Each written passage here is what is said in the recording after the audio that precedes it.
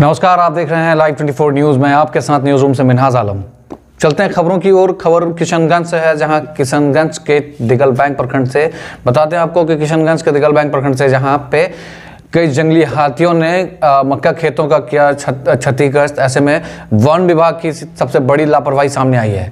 बता दें आपको कि जहां पे वन विभाग के अधिकारी ऐसे मामलों पर नहीं ले जा रही ठोस कदम, जिसके कारण जंगली हाथियों ने मक्के के खेतों को बर्बाद किया। कई घरों को भी नुकसान का मामला सामने आया है। हमारे सूत्र बताते हैं कि वहां पे जंगली हाथी लगातार कई दिनों से लगातार गांव के अंदर घुस रहा है। वहां पे प्रशासन की सबसे बड़ी लापरवाही रही कि प्रशासन के लोग समय पर, वन विभाग के लोग जो हैं उन हाथियों को भगाने के लिए न गार्ड तैनात की गई है और ना ही वहाँ पे कोई वन विभाग के अधिकारी दिखते हैं। ऐसे में लोगों ने ये बात बताया कि अब तक वन विभाग की तरफ से कोई प्रशासन के लोग नहीं पहुंचे हैं, जिसके कारण काफ़ी क्षति देखने को मिला है। ये खबर है किशनगंज के दिगल बैंक से, जहां संवाददाता हमारे मोहसिन ने बताया।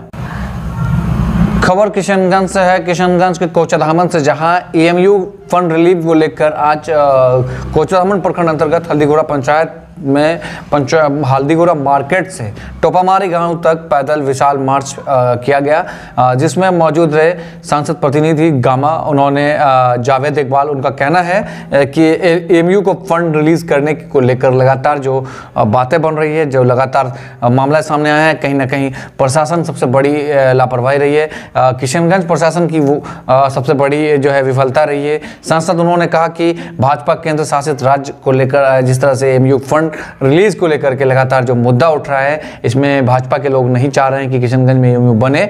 उन्होंने कहा कि जल्द से जल्द प्रधानमंत्री नरेंद्र मोदी जी को चाहिए कि किशनगंज को एएमयू फंड का जो रिलीज का पैसा है उनको रिलीज कर दिया जाए और जल्द से जल्द यहाँ काम शुरू हो और यहाँ के बच्चे बेहतर एजुकेशन ले सके। एएमयू का मुद्दा हालांकि ये 2011 से चल रहा है, जब यहाँ पे सांसद विधायक हुआ करते थे अख्तर ईमान, और टाइम यहाँ से सांसद थे कांग्रेस पार्टी के मौलाना असरारुल हक कासमी साहब। उनके बाद हालांकि कांग्रेस की सरकार थी, फंड रिलीज हुई थी, जिसके कारण बाउंड्री वगैरह, कुछ बाउंड्री वॉल वगैरह का काम हुआ था। उसके बाद जो अलीगढ़ का जो मूवमेंट जहाँ तक है, अंडरग्राउंड कंस्ट्रक्शन का काम होना था, वो नहीं हो पाया और ना ही यहाँ पे क्लासेस चल पाए हैं। सबसे बड़ी बात है कि यहाँ पे भाजपा नहीं चाहती है कि किशनगंज में एएमयू बने। इसको लेकर लगातार विरोध प्रदर्शन चल रहा है, प्रोटेस्ट कर रहे हैं लोग। साथ साथ में बिहार में एमएलसी चुनाव होना है, 24 सीट पे चुनाव हो रही है। इस बार सीमांचल में सबसे बड़ा घमासान चल रहा है अलीगढ़ मुस्लिम यूनिवर्सिटी को लेकर के, कि अब लोग तय कर दिए हैं कि जो प्रतिनिधियों को चुने हैं, अब लोग कह रहे हैं कि वो प्रतिनिधियों को चुनना है, वो किनको एमएलसी चुनेंगे, ये सबसे बड़ा सवाल है कि आखिर जो जहाँ तक एएमयू की बात है, चाहे एएमयू के फंड की बात है, अब इन पर क्या रहेगा एजेंडा। सबसे बड़ी बात होगी कि अब जो इस तरह से प्रोटेस्ट कर रहा है, इन पे क्या भाजपा को किशनगंज सीट पर घाटा नज़र आएगा या फिर क्या कुछ होंगी। ये बड़ा ही दिलचस्प होगा। लगातार हम आपको अपडेट दे रहे हैं कि आखिर किशनगंज में एएमयू का जो मुद्दा है वो बेहद खास होता हुआ दिख रहा है और लगातार जो मुद्दा है ये उठ रहा है। चलिए, हमारे संवाददाता ने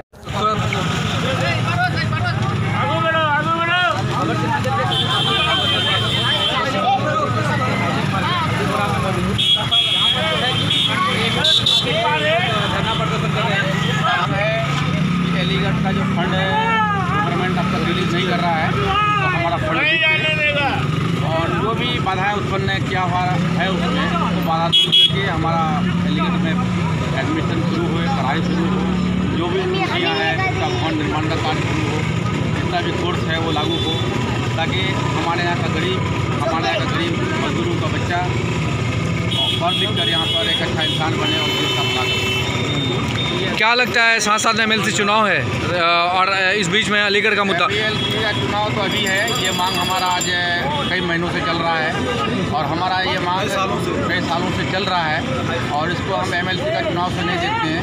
हम ये देखते हैं कि हमारी मांग कैसे पूरी होगी, हमारा ये पढ़ाई कैसे शुरू होगा, अलीगढ़ का समस्या कैसे दूर होगा। सरकार से मेरी विनती है, मांग है कि हमारी मांग पार्लियामेंट में बार बार आवाज़ उठा रहे हैं, लेकिन पार्लियामेंट में ये जो गवर्नमेंट है सुन ही नहीं रही है। शिक्षा को कुचलना चाह रहा है और इस देश को ये बर्बाद करना चाह रहा है। इसलिए हम लोग आज सड़क पे उतरे हैं ताकि वहाँ पार्लियामेंट में भी हमारी आवाज़ों को सुनवा जाए और हम जो यहाँ पर रोड पे उतरे हैं हमारा इस रोड का भी आवाज़ सरकार तक पहुँचे और हमारा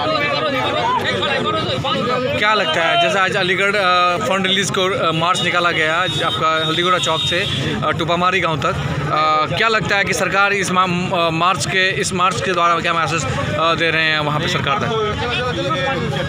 ये ट्रेंड चलाया गया 2 से 3 घंटे 3 से 4 घंटे रहा गया, उसमें भी सुनवाई नहीं हुआ।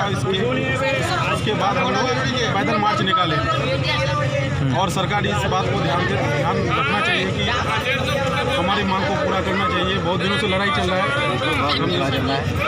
कम से कम 7-8 साल 2012 से चल रहा है लड़ाई। एक बार रेल जाम हुआ, रेल ट्रैक जाम किया गया था, रेल ट्रैक जाम हुआ, उसके बाद फिर कोई थोड़ा सा ये किया गया, काम किया गया, उसके बाद पूरा फंड रिलीज नहीं किया गया। और इस चीज़ को प्रधानमंत्री नरेंद्र मोदी को भी ध्यान देना चाहिए, उनके अंदर सरकार में जो इस मुद्दे को विचार करें। क्या नाम है आपका? घरेलू गैस को लेकर 50 रुपए की बढ़ोतरी है। ऐसे में केंद्र शासित भाजपा की सरकार ने 50 रुपए प्रति सिलेंडर का दाम बढ़ोतरी की तरफ ले गया। अब देखना यह है कि महंगाई की मार से जनता कितना परेशान है। प्रशासन की और जहां तक सरकार की राबता है वो कहीं ना कहीं अब ये महंगाई का मार जनता पर टूट रही है। भाजपा शासित राज्य में पूरे देश में महंगाई से लोग बेहद परेशान हैं। महंगाई से प्रभावित लोगों ने इसको लेकर कई जगह विरोध प्रदर्शन करते हुए देखे। हालांकि बिहार की राजधानी पटना में भी देखने को मिला जहां विरोध प्रदर्शन लोग कर रहे थे। बड़ी बात है कि 50 रुपये जो है वो गैस के दाम बढ़ गए हैं। पेट्रोल के 90 पैसा पेट्रोल का दाम बढ़ोतरी है। लगातार आए दिन पेट्रोल के जो दाम हैं और गैसों के जो दाम हैं, महंगाई चरम सीमा पर है। फिर भी अब भी भाजपा कह रही है देश खुशहाली में है, देश तरक्की की ओर है। अब समझिए कि भाजपा किस तरह से इस देश पर काम कर रही है और किस तरह से एजेंडाओं पर ध्यान दे रही है। लगातार जो है लाइव 24 न्यूज़ की बड़ी अपडेट्स है। मैं आपको बता दूं कि गैस के 50 रुपए दाम बढ़ चुके हैं। खबर है यूपी से, जहां बड़े स्टार प्रचारक के अब तौर पर उतर गए यूपी के मुख्यमंत्री योगी आदित्यनाथ। वहीं विवेक अग्निहोत्री को आमंत्रित करके यूपी बुलाया गया। अनुपम खेर आदि बॉलीवुड एक्टरों को बुलाकर द कश्मीर फाइल्स को किस तरह से एजेंडा देकर चलाया जा रहा है। भाजपा 2024 की तैयारी में है। 24 में सत्ता वापसी कैसे हो भाजपा की और केंद्र शासित भाजपा राज बने। भाजपा चाहती है कि देश में किस तरह से भाजपा अपनी शासन कराना चाहती है।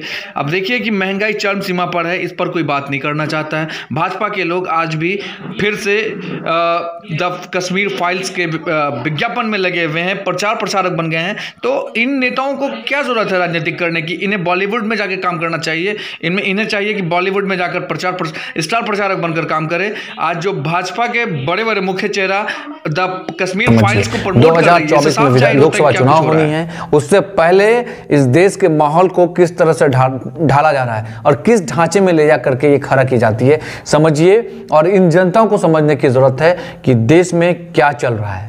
कश्मीरी पंडितों से कई ऐसे मीडिया चैनल्स के लोग हैं जो उन्होंने बात की। कश्मीरी पंडितों का क्या कहना है, जरा उस पर भी ध्यान दीजिए कि आखिर कश्मीरी पंडित का कहना है कि आखिर एक कौम को छोड़कर सभी धर्म की बात द कश्मीर फाइल्स पर दिखाया जाता है, मगर मुस्लिमों को छोड़ा जाता है। सीधा सवाल है कि आखिर भाजपा को चुनाव लड़ना है, 2024 में सत्ता वापसी करनी है, इसीलिए इस मूवी को प्रमोट करने के लिए भाजपा के सारे बड़े बड़े दिग्गज नेता इस फिल्म का एडवर्टाइज करते हैं। क्या इस बॉलीवुड में कई ऐसे मूवीज़ नहीं आए हैं? क्या कभी बड़े नेताओं का एडवर्टाइज हुआ?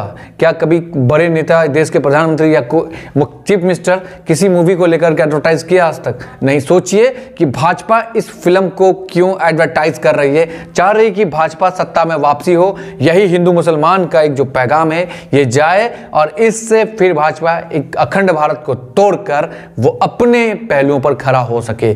ये सोच सकते हैं मुख्यमंत्री योगी आदित्यनाथ खुद द कश्मीर फाइल्स का खुद एडवर्टाइज कर रहे हैं, खुद प्रचार प्रसार कर रहे हैं। अब सोचिए कि 2024 में किस तरह से सत्ता में वापसी आना चाहती है भाजपा सरकार।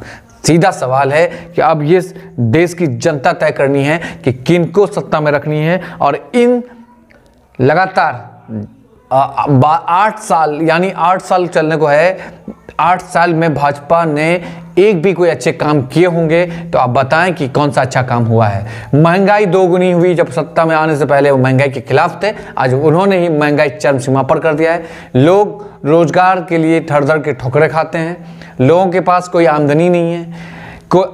कहीं मेला लगता है तो मुस्लिमों को मार्केट लगाने नहीं दी जाती है। कर्नाटक का मामला सामने देख लीजिए कि बेंगलुरु में वहाँ पे क्या हाल है, वहाँ मुसलमानों को मार्केटिंग करने नहीं दिया जाता, यानी मुसलमान मेले में अपनी दुकान नहीं लगा सकती है। सोचिए कि इस देश में किस तरह की राजनीतिक होती है। देखिए, समझने की जरूरत है। कि खबर है बिहार से, बिहार के एक मुस्लिम परिवार ने चंपारण, हालांकि बहुत बड़ी खबर है, बिहार के चंपारण में एक मुस्लिम नारायण मंदिर को निर्माण करने के लिए 2.5 करोड़ रुपए जमीन दान की। मंदिर परियोजनाओं का निर्देश है, कहा कि इश्तियाक अहमद खान ने मंदिर निर्माण के लिए 23 कट्ठा जमीन दी है। इनका परिवार का सहयोग नहीं होता तो शायद इस स्थान पर मंदिर निर्माण नहीं होता।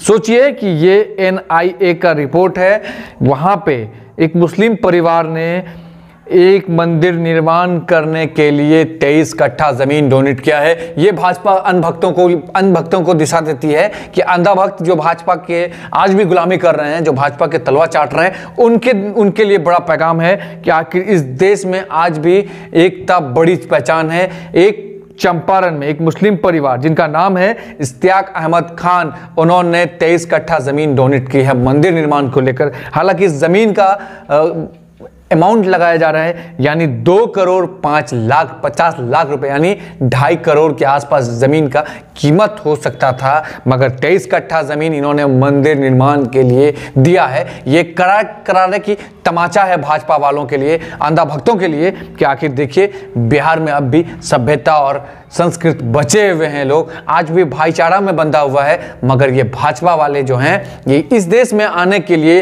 इस चीज को बरकरार रखने के लिए द कश्मीर फाइल्स को प्रमोट किया जा रहा है। अब सोचिए कि कश्मीर फाइल्स को प्रमोट कर रहा है और कश्मीर फाइल्स से ये चाहते हैं कि भाजपा फिर से 2024 में वापसी आए और सत्ता मिले तो इस देश को किस तरह से तोड़ मोड़ कर चलाया जा सके। आखिर देश में विकास पर कहीं फोकस नहीं दिख रहा है। सबसे अफसोस की बात है कि आखिर भाजपा किस तरह से चला रही है इस देश को।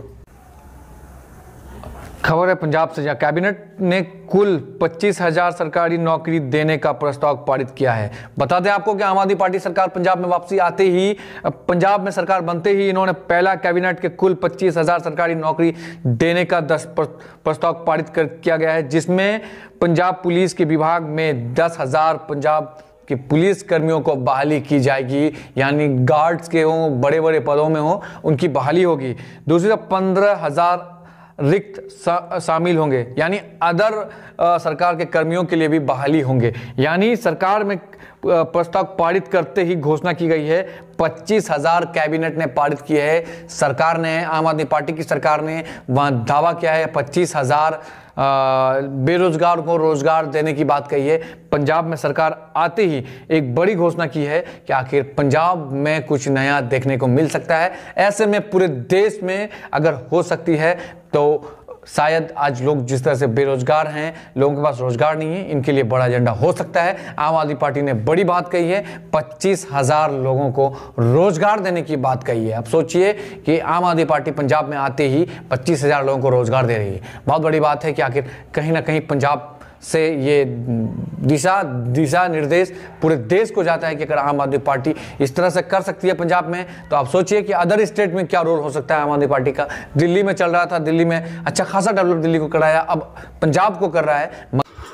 यूपी के गाजियाबाद में बाबा का बुलडोजर कभी पीछे नहीं। ऐसे में बाबा की बुलडोजर अब गरीबों पर चल रहा है। सोचिए, इस देश में भाजपा की वापसी के बाद बाबा का बुलडोजर देश के उन गरीबों पर चल रहा है जिनसे देश की आर्थिक व्यवस्था ठीक नहीं। गरीबों पर ही बाबा का बुलडोजर। आखिर अमीरों का क्या? बाबा अब दिखाए तो अमीरों पर दिखाए बुलडोजर चलाना है। तो वीडियो को शेयर करिए, कमेंट करिए, लाइक करिए। धन्यवाद।